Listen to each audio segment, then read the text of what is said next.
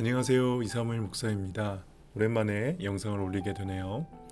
우리 고등부 친구들과 함께 말씀을 좀 나누고자 이 큐티 영상을 이렇게 올리고 있는데, 가능한 한 일주일에 3개 이상은 올리려고 하고 있습니다. 근데 큐티는 매일 하긴 하는데 이제 영상을 만드는데 좀 시간이 걸리다 보니 규칙적으로 영상을 올리지 못하는 부분에 대해서는 좀 넓은 마음으로 이해해 주길 바라겠고요.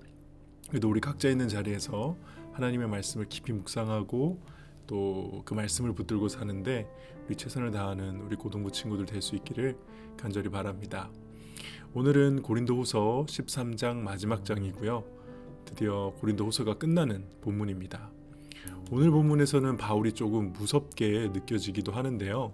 1절과 2절에 보면은 신명기 19장 15절 말씀을 이용해서 전에 죄를 지은 사람들과 나머지 사람들에게 경고하는데, 내가 이번에 가면 그들을 용서하지 않겠습니다 라고 바울이 말씀합니다.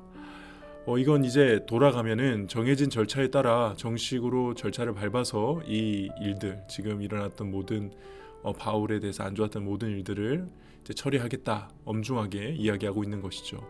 바울은 그동안 받았던 이 불합리한 공격들, 비난들, 교회를 분열시키는 그 악한 행동들을 이제 정해진 말씀의 법칙, 절차에 따라서 이 문제를 반드시 해결하겠다고, 더 이상 좌시하지 않겠다고 공개적으로 경고하는 것입니다. 3절에 보면은 바울이 당했던 모욕의 내용을 좀 알 수 있는데요. 여러분이 그리스도께서 나를 통해 말씀하신다는 증거를 요구하고 있다고 되어 있죠. 뒤에 바울의 반박을 좀 쭉 살펴보면은 아마도 그들은 이제 바울이 사도라고 하기에는 너무 연약한 모습이 많아서 그의 사도권에 대한 논쟁이 많았던 것으로 보입니다. 여기에 대해서 바울은 기가 막힌 반박을 하는데 그게 4절입니다. 그리스도께서는 약하셔서 십자가에 달려 돌아가셨으나 하나님의 능력으로 살아 계십니다. 우리가 믿는 그리스도야말로 사실 약하지만 하나님이 강하게 하셨다고 바울은 주장하는 것이죠. 이 그리스도의 약함과 하나님이 그 약함을 사용하셔서 강하게 하신 약함과 강함의 역설을 통해서 또 그리스도뿐만이 아니라 자신도, 바울 자신도, 더 나아가 모든 그리스도인들도 이렇게 살아야 함을 강조하고 있는 것입니다. 그리고 바울은 이러한 참된 신앙을 가지고 있는지 각자의 자리에서 스스로 점검하고 시험하라고 말씀합니다. 왜냐하면 바울의 약함을 사용하셔서 하나님의 강함을 드러내는 그런 하나님의 진짜 사역을 볼 줄 모르는 그 고린도 교회의 성도들의 그 신앙이 뭔가 좀 잘못된 방향으로 가고 있던 것이 분명했기 때문이죠. 바울은 합격자, 불합격자라는 좀 다소 강한 표현까지 쓰면서 자신의 신앙을 돌아보고 점검해야 함의 중요성을 강조하고 있습니다. 사실 자신의 신앙에 대해서 점검할 필요가 없다고 생각하는 것이야말로 가장 믿음 없는 모습이라고 할 수 있는 것이죠. 오히려 자신의 모습을 하나님 앞에서 자꾸 점검하고 회개하고 고쳐가는 것이 어떻게 보면 겉으로 보았을 때는 약한 모습이고 매일 부족한 모습이고 자신 없는 모습이고, 그렇지만 하나님 보시기에는 훨씬 합격자에 가깝다는 것을 바울은 우리에게 알려주고 있습니다. 그리고 8절에서 바울은 자신의 사역을 이렇게 표현합니다. 그 진정성을 이렇게 표현하죠. 우리는 진리를 거슬러 가면서 할 수 있는 것은 아무것도 없고 오직 진리를 위해서만 일합니다. 그리고 바울은 10절에 자신이 이렇게 강한 어조로 편지를 쓰는 이유에 대해서 말해줍니다.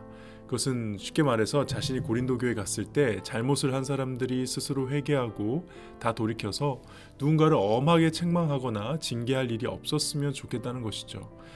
바울은 가급적이면 자신이 가지고 있는 권세를 그런 쪽으로는 사용하고 싶지 않았던 것입니다. 이런 점은 참 대단한 것 같습니다. 왜냐하면 이 권력이라는 것이, 권세라는 것이 가지면 쓰고 싶거든요. 권력은 증명하고 싶어하고 다른 사람을 좌지우지하고 자리에서 내쫓고 끌어내리고 혼을 내주고, 이게 권력을 가진 자의 본능에 가까운 것인데 바울은 그것을 끝까지 거부하는 모습을 보입니다. 실제 그런 권세와 권한을 가지고 있음에도 불구하고 말이죠.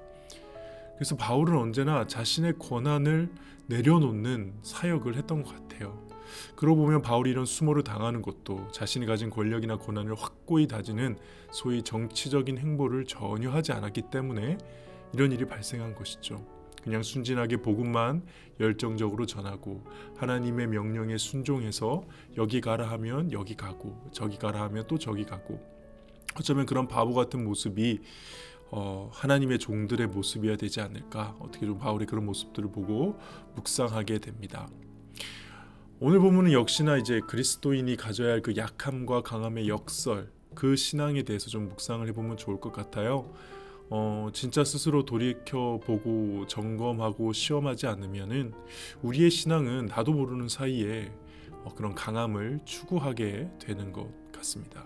저 같은 경우에는 목사니까 처음에는 순수한 마음으로 한 영혼을 위해서 사역하겠다, 한 사람이라도 내 설교를 들어준다면 정말 주님의 전해주시는 말씀을, 복음을 온전히 다해서 전하겠다, 그런 다짐으로 시작했는데 사역이 진행되고 시간이 흐르면서 뭔가 더 능력 있는 설교를 하고 싶어하고 또 많은 사람들로부터 칭찬받는 그런 탁월한 사역을 하고 싶어 하는 마음들이 계속 점검하지 않으면, 스스로 시험하지 않으면은 어느새 내 마음 가운데 이렇게 가득 차 있는 것을 발견하게 되고, 그 순간 저의 모습이 참 하나님 앞에서 추한 모습이라는 것을 발견하는 것 같습니다.